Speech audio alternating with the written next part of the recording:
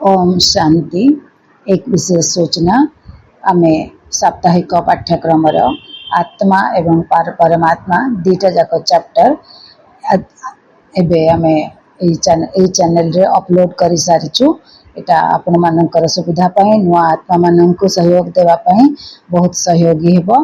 तेणु करी आमे ए वीडियोटी को समस्ते अन्य साथी भाई भौणी माननकु एवं ग्रुप्स माननकरे आमे शेयर करिवा।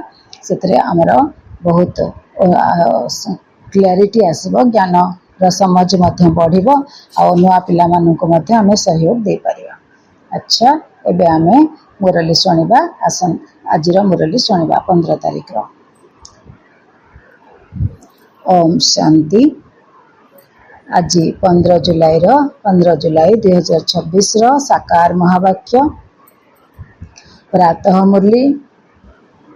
बाबा कहते मिठे बच्चे जोग बल द्वारा ही आत्मार कलंक छाड़ब, से जोगरे केबे भी अवहेला करे नहीं। प्रश्न, बाबा पिला माननकु बेहद्र संपत्ति देबा पाई केउ उपाय बताइछन्ति? बाबा पिला माननकु बेहद्र संपत्ति नेबा पाई केउ उपाय बताइछन्ति जेउथिरे माया चतुर्दिगरु विघ्न पकाउछि? उत्तर, बाबा उपाय बताइछन्ति पिला माने तुमे ब्रह्मा कुमारी माने जणे पितांकर संतान, परस्पर भाई भौणी अट। तुमे क्रिमिनल एसल्ट मंद कर्म करि परिबो नाही। भाई भौणी विकारर वशवर्ती होई परिबे नाही। तुमको शिव बाबांक मतरे चाली बेहद्र वर्षा नेबाकू हेबो, किंतु माया किछि कम नुहे। एथिरे ही चारिपटु विघ्न पकाउछि। आमे भाई भौणी अटु, जणे पितांक ठारू संपत्ति नेउछु, ए कथा भूली जाउछन्ति। गीत बजाए बाबा ने, तुम्हें पाके हमने जहां पा लिया, जमीन तो जमीन आसमान पा लिया। बहुत सुंदर गीतटिए। आमे एटा फिल्मी गीत प्रेमिका प्रेमिकंक पाई, प्रेमिका प्रेमिकंक पाई, प्रेमिक प्रेमिकांक पाई गीत गाउछन्ति। जहां तो पा लिया, जमीन आसमान पा लिया, दुनियार मनुष्य मानक पाई तो संभव नुह, किंतु एटा ए गीतर अर्थ आम पाई केते प्रयोज्य अछि। आमे भगवान को पाइकी सारा जहान पा लिया, सारा संसार पा लिया, आउ एबे पुणी जमीन आसमान मध्य आमर हो जिवो। बाबा कहते सत्य त्रेता जुगरे सबू जमीन सबू आसमान तुमर हबो, कोनोसी बाउंड्री वाल रहिबनी। गीतटा आम पाई जेमति एमति लागुछि जेमति गीतटा भगवान आम पाई लिखिछन्ति। ओम शांति। गीतर गोटे अक्षर ही यथेष्ट अटे। पिला माने जानिछन्ति बेहद्र बाबांक ठारू बेहद्र वर्षा बा संपत्ति मिलुछि एवं कल्प कल्प मिलुछि, रिपीट होछि। तो प्रति कल्प रे आमे आसुचे बाबांक पाखकु, पुणी बाबांकठु बेहद्र संपत्ति, सत्यजुग नुआ दुनियार संपत्ति, सुना हीरार दुनिया, सुना हीरार वैकुंठ आमको मिल जाउछि। एक कथा मध्य पिला माने जानिछन्ति जे बेहद्र वर्षा वास्तव रे भारत को मिलिथिला, एबे ताहा नाही, पुणी थरे मिलुछि। देखुच एबे तो स्वर्गर वर्षा नाही, रावण द्वारा नरकर अभिशाप मिलुछि। अभिशाप द्वारा मनुष्य दुखी होइतांती, बर अर्थात वर्षा द्वारा सुखी होइतांती। एबे ब्राह्मण पिला माने जानिछन्ति से हेउछन्ति बेहद्र निराकार पिता एवं प्रजापिता ब्रह्मा हेउछन्ति बेहद्र साकार पिता। से परम पिता आत्मा मानकर पिता, ये प्रजापिता साकारी मनुष्य मानकर पिता। सेठी मध्य बेहद्र निराकार पिता, ये मध्य बेहद्र साकार पिता। प्रजापिता ब्रह्मा मध्य बेहद जेते मनुष्य माने साकारी अछन्ति, शरीर धारण करछन्ति, जो भी जाति धर्म हेताओ देश विदेश रहिताओ, से समस्तंकर से सबु मनुष्य मानकर शरीरधारी मानकर ब्रह्मा हेले पिता, आ निराकार शिव बाबा हेले आत्मा मानकर पिता। प्रजापिता ब्रह्मांक बिना बेहद्र साकार पिता केही होई परिबे नाही। जदिओ गांधी को बापूजी कहूतिले, किंतु कायदा अनुसार सारा मनुष्य सृष्टिरत से बापूजी होई परिबे नाही। सारा निराकारी विश्वर बापूजी हेले शिव बाबा। एबे तुमे संतान माने जानुछ आमे शिव बाबांकर होइछु। शिव बाबा आसी वर्षा देवा पई आमको निजर करछंती। मधुबन काहेकि आछंती? बाबा आमको एडप्ट करछंती। तांका पाखे वैकुंठ अछि, से पिला मानकु देवा पई चाहुछंती, सेत पे आमको एडप्ट करछंती। शिव बाबांक सहित मिसिबा पई आमे मधुबन जाउचे। से निराकार अटंती, केवल शिव बाबा कहिबा द्वारा बुझी पारिबे नाही, सेतिपई बाप दादा कह जाउचे। बाबा हेले शिव बाबा, दादा हेले बड़ भाई ब्रह्मा बाबा। शिव बाबा एवं ब्रह्मा दादा, दादांकर नाम अलगा, बाबांकर नाम मध्य अलगा। सेही निराकार बाबा समस्तंकर पिता भी अटंती, समस्तंकर दादा मध्य अटंती। सबु पिला मानंको बाप दादांक ठारू निश्चय वर्षा मिले। बेहद्र बाबांक ठारू समस्तंको वर्षा मिलिथाए। एही बाबा ही समस्तंकर दुखहर्ता सुखकर्ता अटंती। सत्य जुगरे केही भी मनुष्य दुखी होई परिबे नाही। तार नाम ही हेउछि स्वर्ग।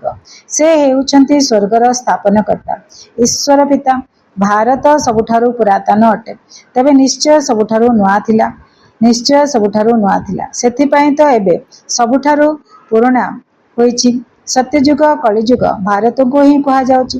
वास्तव रे भारत स्वर्ग थिला। सेठारे एही लक्ष्मी नारायण राजत्व करुथिले, एकथा बुद्धि रे अछि।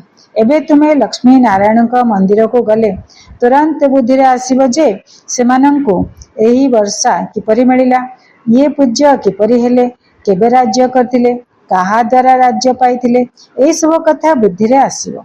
आगरु लक्ष्मी नारायण मंदिर को जाई माला गडाउथिले, तांका विषय रे किछि मध्य जणा नथिला।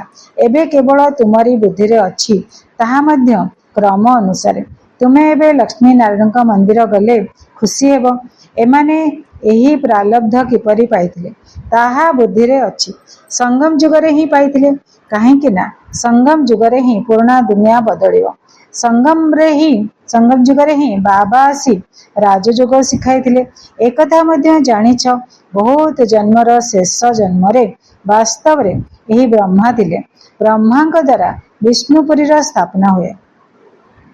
बहुत जन्मर शेष जन्मर भी शेष समय माने शेष जन्म माने 84 नंबर जन्मर मध्य शेष समय माने 60 वर्ष रु ऊर्ध्व हैला। 60 वर्ष हैला परे बाबांक भितरे किए आसिले? शिव बाबा आसिले।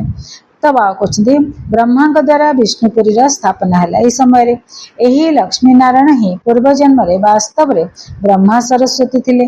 ब्रह्मांक सहित ब्राह्मण ब्राह्मणी मध्य थिले। सत्य जुगरे लक्ष्मी नारायण राजधानी थिला।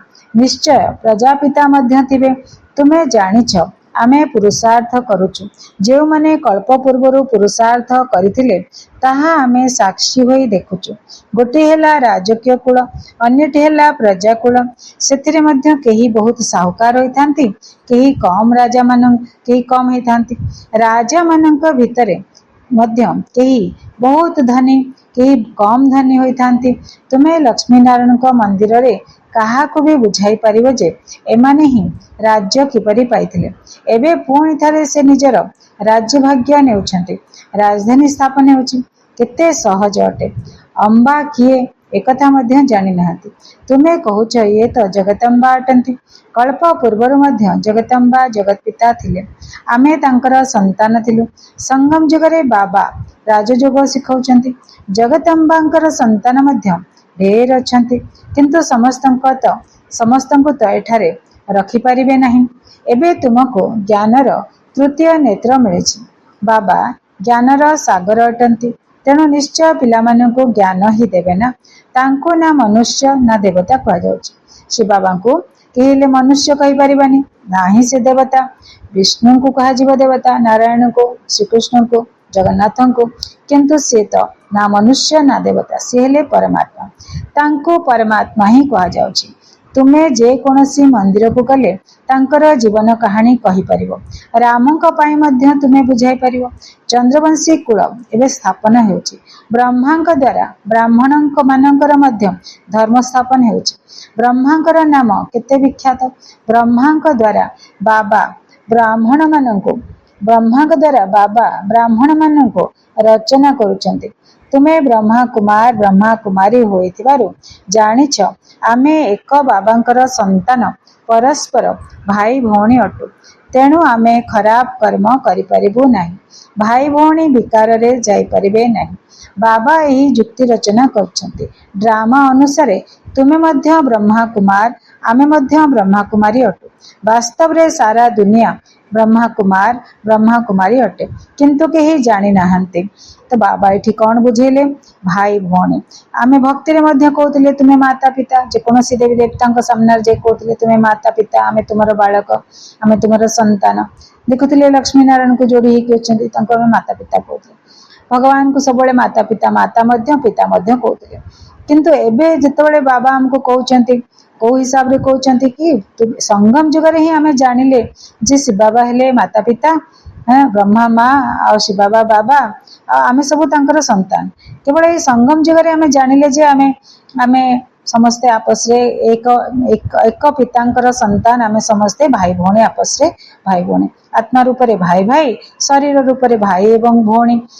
ତାପରେ ସତ୍ୟ ତ୍ରେତା ଯୁଗରେ ଯେତେବେଳେ ସେଇ ଆତ୍ମା ମାନେ ଯେତେବେଳେ ସ୍ୱାମୀ ସ୍ତ୍ରୀ ବନୁଛନ୍ତି, ପବିତ୍ର ଦୁନିଆ, ଅପବିତ୍ରତାର ନାମଗନ୍ଧ ନାହିଁ ସେଠି, ତେଣୁକରି ପବିତ୍ରତାରେ ରହିଲେ। ସେତେବେଳେ ଏ ଜ୍ଞାନର ଆବଶ୍ୟକ ନଥିଲା। ଦ୍ୱାପର କଳି ଯୁଗରେ ଅପବିତ୍ର ହେଇଗଲେ, ନିଜକୁ ସ୍ୱାମୀ ସ୍ତ୍ରୀ ବୋଲି ଭାବିଲେ, ସ୍ତ୍ରୀ ପୁରୁଷ ବୋଲି ଭାବିଲେ। ତାପରେ ସଙ୍ଗମ ଯୁଗରେ ବାବା ନିଜର ପିଲାମାନଙ୍କୁ ଯୋଉମାନେ ପଢୁଛନ୍ତି ତାଙ୍କୁ ହିଁ କହୁଛନ୍ତି ତମେ ବୁଝ, ଆତ୍ମା ଆତ୍ମା ଭାଇ ଭାଇ। ଶରୀର ଥିଲେ ପ୍ରଜାପିତା ବ୍ରହ୍ମାଙ୍କର ସନ୍ତାନ, ବ୍ରହ୍ମା କୁମାର ବ୍ରହ୍ମା କୁମାରୀ। ତମେ ଯେହେତୁ ଭଗବାନଙ୍କର ଏକ ଭଗବାନଙ୍କର ସନ୍ତାନ ତୁମେ, ତେଣୁକରି ଆପସରେ ତୁମେ ଭାଇ ଭାଇ ହେଇଗଲ, ନହେଲେ ଭାଇ ଭଉଣୀ ହେଇଗଲ। ତେଣୁ ତୁମେ ବିକାରରେ ଯିବା ଉଚିତ ନୁହଁ। ବାବା ପିଲାମାନଙ୍କୁ ବୁଝାଉଛନ୍ତି, ନିଜର ପିଲାମାନଙ୍କୁ, ଯୋଉମାନେ ପ୍ରତିଦିନ ମୁରଲି ଶୁଣୁଛନ୍ତି। ଏକଥା କେହି ଜାଣି ନାହାନ୍ତି। ଆମେ ଶିବ ବାବାଙ୍କ ମତରେ ବେହଦର ବର୍ଷା ପାଉଛେ। ତାପରେ ଯୋଉ ମିଳୁଛି ବାବାଙ୍କ ଠାରୁ ବର୍ତ୍ତମାନ ସମୟରେ ଆମେ ଯାହା ପ୍ରାପ୍ତି କରୁଛେ, ସଙ୍ଗମ ଯୁଗରେ ଯୋଉ ସୁଖ, ଯୋଉ ଶାନ୍ତି, ଯୋଉ ଖୁସି ଆମେ ପ୍ରାପ୍ତି କରୁଛେ, ଗୁପ୍ତ ରୀତିରେ ପ୍ରାପ୍ତି କରୁଛେ, ସେ ପ୍ରାପ୍ତିରୁ ଆମେ ବଞ୍ଚିତ ହେବାକୁ ଚାହିଁବାନି। ଯଦି ଆମେ ଅପବିତ୍ର ହେଇଯିବା ତାହେଲେ ଆମକୁ ପ୍ରାପ୍ତି କିଛି ହେଲେ ହବନି। ତେଣୁକରି ଆମକୁ ପ୍ରାପ୍ତି କରିବା ପାଇଁ, ଭଗବାନଙ୍କର ସାନ୍ନିଧ୍ୟର ପ୍ରାପ୍ତି କରିବା ପାଇଁ, ଭଗବାନଙ୍କର ଶକ୍ତି, ତାଙ୍କର ଗୁଣ ସବୁର ପ୍ରାପ୍ତି କରିବା ପାଇଁ ଆମକୁ ପବିତ୍ର ରହିଲେ ବହୁତ ଖୁସି ଲାଗିବ, ବହୁତ ଆନନ୍ଦ ଲାଗିବ, ବହୁତ ପ୍ରାପ୍ତି ହେବ, ସ୍ୱଚ୍ଛ ନିର୍ମଳ ଅନୁଭବ ହେବ।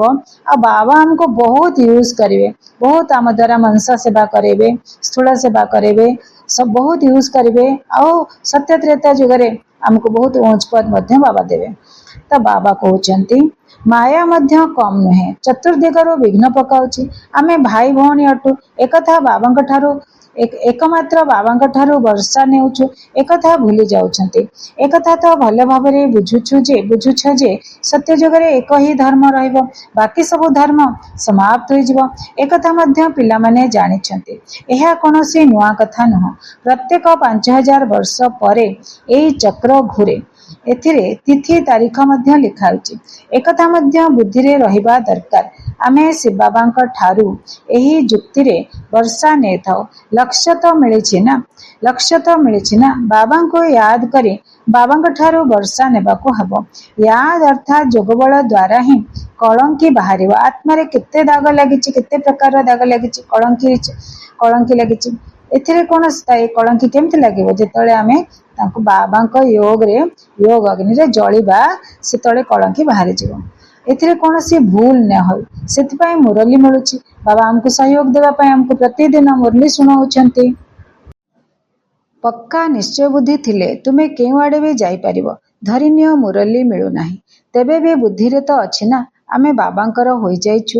ବାବା ବୁଝାଉଛନ୍ତି ତୁମର ଆତ୍ମା ତମ ପ୍ରଧାନ ହୋଇଯାଇଛି। ଏବେ ତୁମେ ବାବାଙ୍କୁ ୟାଦ କଲେ ତମ ପ୍ରଧାନରୁ ସତ ପ୍ରଧାନ ହୋଇଯିବ। ଏହି ମହାମନ୍ତ୍ର ଏକମାତ୍ର ବାବା ହିଁ ବତାଉଛନ୍ତି, ଆଉ କେହି ବତାଇ ପାରିବେ ନାହିଁ। ବାବା ହିଁ କହୁଛନ୍ତି ମିଠା ମିଠା ପିଲାମାନେ, ୟାଦର ବଳ ଦ୍ୱାରା ହିଁ ତୁମକୁ ତମ ପ୍ରଧାନରୁ ଶତପ୍ରଧାନ ହେବାକୁ ପଡ଼ିବ। ଏହି ବାକ୍ୟ ରହିଛି କିନ୍ତୁ କାହାରି ବୁଦ୍ଧିରେ ଆସୁନାହିଁ। ଏବେ ତୁମେ ବୁଝୁଛ ଯେ ବାସ୍ତବରେ କଳ୍ପ ପୂର୍ବରୁ ମଧ୍ୟ ବାବା ଏହି ବାକ୍ୟ କହିଥିଲେ ଯେ ହଦ୍ର ସବୁ ଧର୍ମକୁ ଛାଡ଼ି ନିଜକୁ ଆତ୍ମା ମନେକର। ଏସବୁ ଦେହର ଧର୍ମ ଅଟେ ନା? ସମସ୍ତଙ୍କର ପିତା ଜଣେ ହିଁ ଅଟନ୍ତି। ସବୁ ଆତ୍ମାମାନେ ଏକମାତ୍ର ସେହି ବାବାଙ୍କୁ ଡାକୁଛନ୍ତି। ପୋପ୍ ମଧ୍ୟ ଈଶ୍ୱରଙ୍କୁ ୟାଦ କରୁଛନ୍ତି। ଖ୍ରୀଷ୍ଟିଆନ ମାନଙ୍କର ଯେଉଁ ଥାନ୍ତି ଧର୍ମର ବଡ଼ ଯିଏ ଥାନ୍ତି ସେ ମଧ୍ୟ ଈଶ୍ୱରଙ୍କୁ ୟାଦ କରୁଛନ୍ତି, କହୁଛନ୍ତି ହେ ଈଶ୍ୱର ପିତା ଦୟାକର ଏହି ମନୁଷ୍ୟମାନଙ୍କର କ୍ରୋଧୀ ବୁଦ୍ଧିକୁ ବଦଳାଇ ଦିଅ। ତେବେ ପରସ୍ପର ମଧ୍ୟରେ ଲଢ଼େଇ କରିବେ ନାହିଁ। ବାବାଙ୍କୁ ହିଁ ତ ୟାଦ କରିବେ ନା, ଆଉ କାହାକୁ ୟାଦ କରୁନାହାନ୍ତି। ସମସ୍ତେ ସେଇ ଭଗବାନଙ୍କୁ ବାବାଙ୍କୁ ୟାଦ କରୁଛନ୍ତି, ଜାଣିନାହାନ୍ତି କିନ୍ତୁ ୟାଦ କରୁଛନ୍ତି। ସେ ବାବାଙ୍କୁ ହିଁ ଡାକୁଛନ୍ତି ଯେ ଆସି ପତିତଙ୍କୁ ପବିତ୍ର କରାଅ। ପବିତ୍ର ହୋଇଗଲେ ଭିକାରୀ ରାବଣର ଦୁନିଆରେ ରହିପାରିବେ ନାହିଁ। ପୁଣି ନିଶ୍ଚୟ ନୂଆ ଦୁନିଆ ଦରକାର। କଳିଯୁଗରୁ ବଦଳି ସତ୍ୟଯୁଗ ତ ହେବ ନା। କିନ୍ତୁ ଏତିକି ବି ବୁଝିପାରୁନାହାନ୍ତି। ଜଣେ ଡାକ୍ତର ଆସିଥିଲେ, କହୁଥିଲେ ଏବେ ତ କଳିଯୁଗ ଅଛି, ତେବେ କଳିଯୁଗ ହିଁ ଚାଲିବ। ଆରେ ସବୁଦିନ ପାଇଁ କଳିଯୁଗ କିପରି ଚାଲିବ? କଳିଯୁଗଟା କ'ଣ ଭଲ କି? ସମସ୍ତେ କ'ଣ ଜ୍ଞାନକୁ ବୁଝିଛନ୍ତି? କେବଳ ଭାବନା ଅଛି। ତେଣୁ ଅନ୍ୟମାନଙ୍କୁ ନେଇ ଆସୁଛନ୍ତି, ସେମାନଙ୍କୁ ଅନୁଭବ ହେଉନାହିଁ। କିନ୍ତୁ ଯେଉଁମାନଙ୍କୁ ଆଣୁଛନ୍ତି ଯଦି ସେମାନଙ୍କୁ କିଛି ଅନୁଭବ ହୋଇଯାଏ ବା ନିଶ୍ଚୟ ବୁଦ୍ଧି ହେଇଯାଆନ୍ତି, ତେବେ କିଛି ନା କିଛି ଦଲାଲି ବା ପାଉଣା ମିଳିଯିବ। କାହାକୁ ଦଲାଲି ମିଳିବ? କାହାକୁ ପାଉଣା ମିଳିବ? ଯେ ନେଇକିରି ଆସିଥିବ ତାକୁ ଦଲାଲି ବା ପାଉଣା ମିଳିବ। ନେଇକି ଆସିଲା ବାଲା ସେ ଆତ୍ମାକୁ ଯୋଡ଼ିଲା ପରମାତ୍ମାଙ୍କ ସହିତ, ମଝିରେ ଦଲାଲ ବନିଗଲା। ଯଦି ବ୍ରହ୍ମା ବାବା ଆମକୁ ଯୋଡ଼ିଦେଲେ, ଦାଦୀମାନେ ଦିଦିମାନେ ଆମକୁ ଯୋଡ଼ିଦେଲେ ପରମାତ୍ମାଙ୍କ ସହିତ, ତ କ'ଣ ହେଲା? ତାଙ୍କୁ ଦଲାଲି ମିଳିଗଲା। ଯିଏ ସେବା କରିବେ ତାଙ୍କୁ ଦଲାଲି ମିଳିବ। ତେଣୁକରି ବାବା କହୁଛନ୍ତି ଯିଏ ବୁଝୁ ନ ବୁଝୁ ତାକୁ ନିଶ୍ଚୟ ଆସୁ ନ ଆସୁ ଆମେ ସେବା କରିବା। ବାଇଚାନ୍ସ ତାକୁ ହେଇଗଲା, ସେ ପ୍ରାପ୍ତି କଲା, ତାହେଲେ ଆମକୁ ଦଲାଲି ମିଳିବ, ପାଉଣା ମିଳିବ। ଆଚ୍ଛା, ଯଦି ଏଟା ବି ନହେଲା, ବାବା କହୁଛନ୍ତି ଆମେ ଆଜ୍ଞାକାରୀ ବନିଲେ ସମସ୍ତଙ୍କୁ ସନ୍ଦେଶ ତ ମିଳିଗଲା, ତ ସନ୍ଦେଶ ବି ତ ଦେବା ବହୁତ ଜରୁରୀ। ତେଣୁ ଆମେ ସେବାରେ କେବେ ପଛେଇବାନି, ଆମେ ନିହାତି ସବୁବେଳେ ସେବା କରିବା। ଆମେ ସ୍ୱର୍ଗରେ ତ ଆସିଯିବୁ। ଯଦି ବାବାଙ୍କ ଠାରୁ ଟିକେ ବି ଜ୍ଞାନ ଶୁଣୁଛନ୍ତି ତେବେ ସ୍ୱର୍ଗରେ ନିଶ୍ଚିତ ଆସିଯିବେ। କାହିଁକି ନା ସ୍ୱର୍ଗୀୟ ଈଶ୍ୱର ପିତାଙ୍କର ବା ବାବାଙ୍କର ସମ୍ମୁଖରେ ଆସି ବସିଛନ୍ତି। ବାବା ବୁଝାଉଛନ୍ତି ମୁଁ ସମସ୍ତଙ୍କର ପିତା ଅଟେ। କେହି ବିଶ୍ୱାସ କରୁନାହାନ୍ତି ଯେ ଶିବବାବା କିପରି ଆସିବେ। ଆମର ଆତ୍ମା ଯଦି ଆସିପାରୁଛି ତେବେ ମୁଁ କାହିଁକି ଆସିପାରିବିନି? ବାବା ଯୁକ୍ତି ବତାଉଛନ୍ତି ଯଦି ତୁମେ ଆତ୍ମାମାନେ ଆସିପାରୁଛ ତାହେଲେ ମୁଁ କାହିଁକି ଆସିପାରିବିନି? କାରଣ ମୁଁ ବି ତ ପରମାତ୍ମା। ଆତ୍ମା ଯଦି ଗୋଟିଏ ଶରୀର ଛାଡ଼ି ଅନ୍ୟ ଶରୀରକୁ ଯାଇପାରୁଛି ତେବେ ମୁଁ କାହିଁକି ଆସିପାରିବି ନାହିଁ? ନହେଲେ ମୁଁ କିପରି ଆସିବି? ଡାକୁଛନ୍ତି ମଧ୍ୟ ହେ ପତିତ ପାବନ ବାବା ଆସିକରି ପତିତରୁ ପବିତ୍ର କର। ବାବା କହୁଛନ୍ତି ମୁଁ ଭାରତକୁ ହିଁ ଆସୁଛି।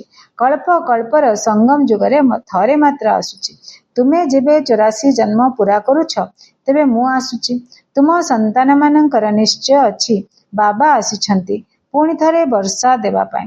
ବାବା କହୁଛନ୍ତି ମୋର ଧନ୍ଦା ହିଁ ହେଉଛି ପୁରୁଣା ଦୁନିଆକୁ ବଦଳାଇ ନୂଆ ଦୁନିଆ ସ୍ଥାପନ କରିବା।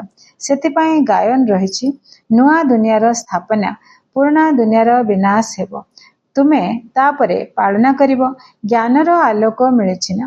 କାଳୀଙ୍କ ମନ୍ଦିରରେ ଦେଖିଲେ ବୁଝିବେ ଯେ ଏହି ମୂର୍ତ୍ତି ଠିକ୍ ନୁହଁ। ବାସ୍ତବରେ କାଳୀ ଜଗଦମ୍ବା ଅଟନ୍ତି, କିନ୍ତୁ ତାଙ୍କର ରୂପ ଏପରି ଭୟାନକ ନୁହେଁ। ବଙ୍ଗଳାରେ କାଳୀଙ୍କ ଆଗରେ ବଳି ଚଢ଼ାଇଥାନ୍ତି, କିନ୍ତୁ କିଛି ହେଲେ ବି ଜାଣିନାହାନ୍ତି।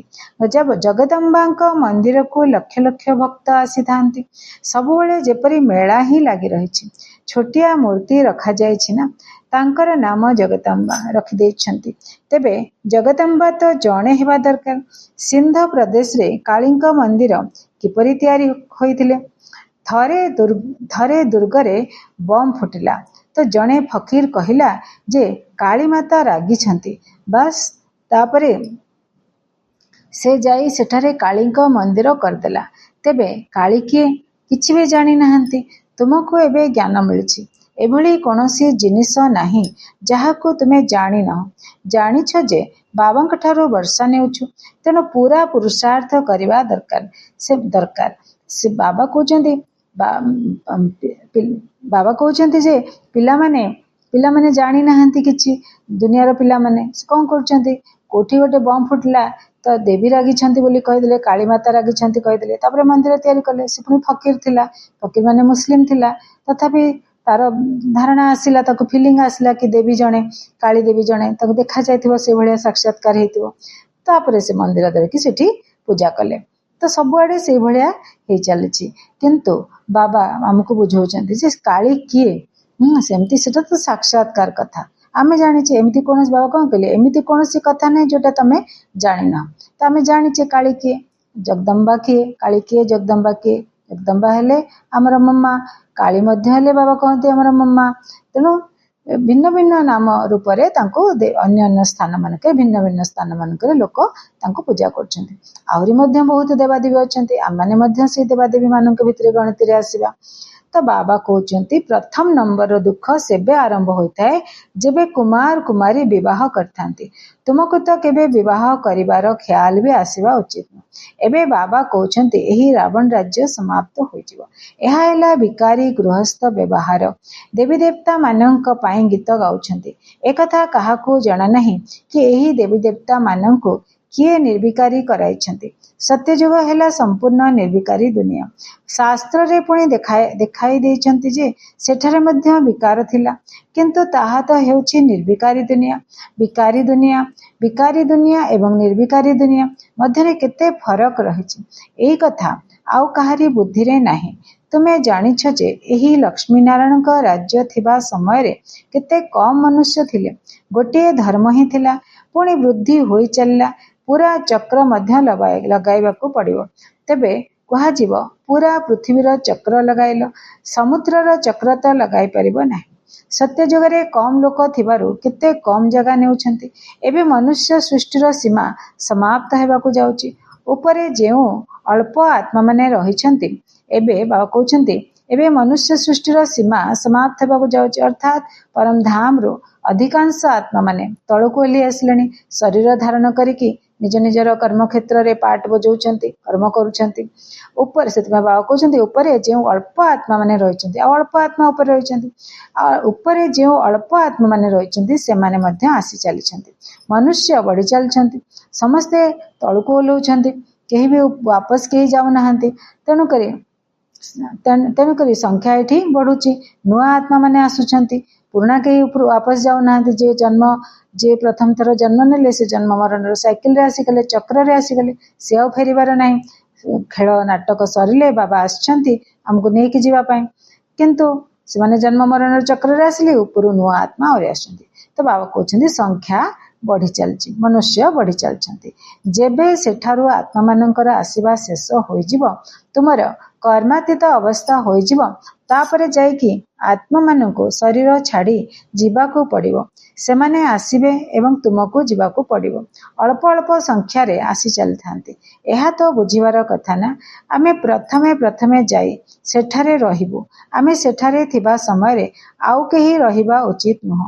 ଏସବୁ ବିସ୍ତାରର କଥା। ତଥାପି ମଧ୍ୟ ପିଲାମାନଙ୍କୁ ବାବା କହୁଛନ୍ତି, ଆଚ୍ଛା ନିଜର ପ୍ରିୟ ପିତାଙ୍କୁ ୟାଦ କର। ବାବାଙ୍କୁ ୟାଦ କଲେ ତୁମର ଫାଇଦା ଅଛି। ଏହି ଇତିହାସ ଭୂଗୋଳ ତ ମନୁଷ୍ୟ ବହୁତ ପଢୁଛନ୍ତି, କିନ୍ତୁ ବହୁତ ଦୂର ଦୂର ସ୍ଥାନକୁ ଯାଉଛନ୍ତି, ଚନ୍ଦ୍ରକୁ ମଧ୍ୟ ଯାଉଛନ୍ତି। ଏହା ହେଲା ବିଜ୍ଞାନର ଗର୍ବ। ସେମାନେ ଅତିକୁ ଯାଉଛନ୍ତି। ଚନ୍ଦ୍ରରେ କ'ଣ କିଛି ଅଛି? ତୁମେ ତ ସୂର୍ଯ୍ୟ ଚନ୍ଦ୍ର ଠାରୁ ମଧ୍ୟ ଊର୍ଦ୍ଧ୍ୱକୁ ଯାଉଛ। ଏହି ଜ୍ଞାନ ବର୍ତ୍ତମାନ ତୁମ ବୁଦ୍ଧିରେ ଅଛି। ଜାଣିଛ ଯେ ଡ୍ରାମାର ପ୍ଲାନ ଅନୁସାରେ ବାବା ଏସବୁ ବତାଉଛନ୍ତି। ବାବା ହିଁ କହୁଛନ୍ତି ମୁଁ ତୁମକୁ ପତିତରୁ ପାବନ କରୁଛି। ଏହା ମୋର ପାଠ ଅଟେ। ସେ ମଧ୍ୟ ପରମାତ୍ମା। ସଙ୍ଗମ ଯୁଗରେ ସେ ପାଠ କରୁଛନ୍ତି। ଜନ୍ମ ମରଣର ଚକ୍ରରେ ଆସୁନାହାନ୍ତି, ମାତୃଗର୍ଭରେ ଯାଉନାହାନ୍ତି। ତାଙ୍କର ନିଜର କିଛି ସ୍ପେଶାଲ ପାର୍ଟ ନାହିଁ। ତାଙ୍କର ବହୁତ ସ୍ପେଶାଲ ପାର୍ଟ ଏଇଟା ଅଛି କି ସେ ଆସିବେ ନର୍କକୁ ସ୍ୱର୍ଗ ବନେଇବା ପାଇଁ। ସଙ୍ଗମ ଯୁଗରେ ଆସିବେ, ମାତ୍ର 100 ବର୍ଷ ପାଇଁ ଆସିବେ। ଆମେ ତ ପୁରା 5000 ବର୍ଷର ପାଠ ବଜାଉଛେ। କାମ ତାଙ୍କର କ'ଣ? ପତିତରୁ ପାବନ ବନେଇବା। ଏହା ମୋର ପାଠ ଅଟେ। ଭକ୍ତି ମାର୍ଗରେ ମଧ୍ୟ ମୋର ଏହି ପାଠ ରହିଛି।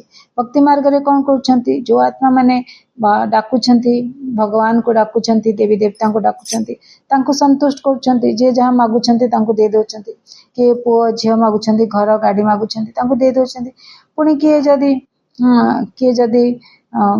साक्षात्कार करने चाहते देखा दौरान यह तो ड्रामा अटे। तुम परी मो मध्य पार्टधारी अटे। बाबा भी पार्ट कर नरक को स्वर्ग बनवार पार्ट से कर आमे निज निजर पर्सनल पार्ट बजाऊे एत सत्य त्रेता द्वापर कलि जुगे अनेक पार्ट बजाऊे। मोर काम है तुमको पतित रु पावन कराइबा। जी किछि करिथांते तांकर महिमा होइथाय ना। एही लक्ष्मी नारायण केते महिमा रही किंतु तांको एही परि योग्य किए कराइले। ये सुखधाम रो मालिक थिले। एबे तो अनेक प्रकार केते दुख रही। आज केही मला झगड़ा हैला जदिओ कहा पक्षरे लक्षे कोटी पद्म अच्छी किंतु कौनसी रोग आदि हेले कौन करिवे। कहा पाखरे केते पैसा अच्छी किंतु जदि रोग हैला कौन करिवो। बिरलांक पाखरे केते पैसा अच्छी तांको पाखरे एही गोटिए जन्म रे ही पैसा रहउची किंतु एपरि केही नाहांती जहांकर कौनसी दुख नाही। समस्तंकर कौनसी ना कौनसी प्रकार रे दुख रही। एबे तो यही टंका पैसा आदि सब माटी रे मिसी जिवो। अच्छा मीठा मीठा शिकिल दे संतान मानक प्रति माता पिता बाप दादांकर मधुर स्नेह संपन्न शुभेच्छा एवं सुप्रभात। आत्मिक पितांकर आत्मिक संतान मानक प्रति नमस्ते। आमे आत्मिक संतान मानकर आत्मिक पितांक प्रति बहुत बहुत याद प्यार एवं नमस्ते। धारणा पाई मुख्य सारांश कर्मातीत अवस्था को प्राप्त करी घर को फेरिबा को हेबो किंतु सेतबेले आमे घर को फेरिबा जेतबेले आत्मा मानकर आसीबा बंद हबो। उपरु आउ के आसी नथिबे सरी जे सब आत्मा माने आसी सारलेन। एही विस्तार को बुद्धि रे रखी एकमात्र बाबा को स्नेह रे याद करबा को हेबो। हमको ज्ञानर आलोक मिलछि सेथिपाई निश्चय बुद्धि होई बाबांक ठारू पूरा संपत्ति नेबा को हेबो। केउठी रहिले मध्य यादर बल द्वारा आत्मा को तम प्रधान रु सत प्रधान करिवार पुरुषार्थ करबा को हेबो। बाबा वरदान दौछंती केते सुंदर। स्वमान रे स्थित रही विश्व द्वारा सम्मान प्राप्त करुथुवा देह अभिमान मुक्त भव। पाठ पढ़ार मूल लक्ष्य है देह अभिमान रु मुक्त होई देही अभिमानी हेबा। तेबे एही देह अभिमान ठारू नियारा अर्थात मुक्त हेबार विधि है सर्वदा स्वमान रे स्थित रहिबा। संगम जुगर एवं भविष्यतर जेउ सबु अनेक गुड़िए स्वमान रही सेथिरो कोनोसी गोटिए भी स्वमान रे स्थित रहिबा द्वारा देह अभिमान समाप्त हेबाको लागिबो। जेउ माने स्वमान रे स्थित रही थांती सेमानंको स्वतः ही मान प्राप्त होइथाय। सर्वदा स्वमान रे स्थित रहिबा वाला ही विश्व महाराजन होइथांती एवं विश्व सेमानंको सम्मान देथाय। स्लोगन जेपरी समय सही परी निजको परिवर्तन करिनेबा। यह ही हेउची सही सुना हेबा। सही सुना रियल गोल्ड हेबा। यह अव्यक्ति सारे हैं ज्वाला स्वरूप स्थित रही शक्तिशाली जोगर अनुभव कर। एबे निर्भय एवं ज्वालामुखी होई प्रकृति एवं आत्मा मानक भितरे जो तमगुण रही सेगुड़ी को भस्म कर। तपस्या अर्थात ज्वाला स्वरूप जोग। यही जोग द्वारा ही मायार बा प्रकृतिर विकराल रूप मध्य शीतल होइजिवो। तुम मानकर तृतीय नेत्र बा ज्वालामुखी नेत्र माया को शक्तिहीन करदेव। अच्छा ओम शांति।